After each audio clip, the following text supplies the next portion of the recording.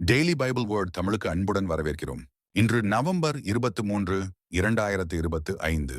இயேசு கிறிஸ்து அனைத்துலக அரசர் பெருவிழா. இயேசுவே, நீர் ஆட்சியுரிமை பெற்று வரும்போது என்னை நினைவிற்கொள்ளும்.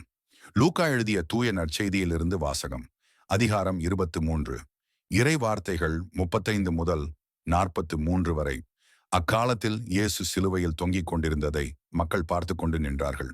ஆட்சியாளர்கள், பிறரை விடுவித்தான், இவன் கடவுளின் மெசியாவும் தேர்ந்தெடுக்கப்பட்டவனுமானால் தன்னையே விடுவித்துக் கொள்ளட்டும் என்று கேலி செய்தார்கள்.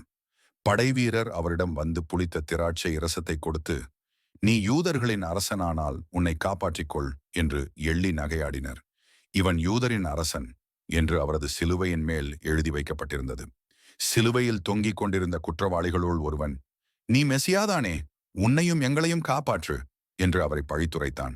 ஆனால் மற்றவன் அவனை கடிந்து கொண்டு, கடவுளுக்கு நீ அஞ்சுவதில்லையா?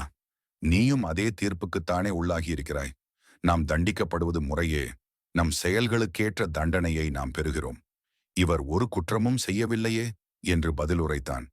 பின்பு அவன், இயேசுவே, நீர் ஆட்சி உரிமை பெற்று வரும்போது என்னை நினைவிற்கொள்ளும் என்றான். அதற்கு இயேசு அவனிடம், நீர் இன்று என்னோடு பேரின்ப வீட்டில் இருப்பீர் என உறுதியாக உமக்குச் சொல்கிறேன் என்றார். இது ஆண்டவரின் அருள்வாக்கு. இறைவா, உமக்கு நன்றி. தினசரி நற்செய்தி வார்த்தைகளுக்கு daily Bible words Tamil channel subscribe பண்ணுங்க.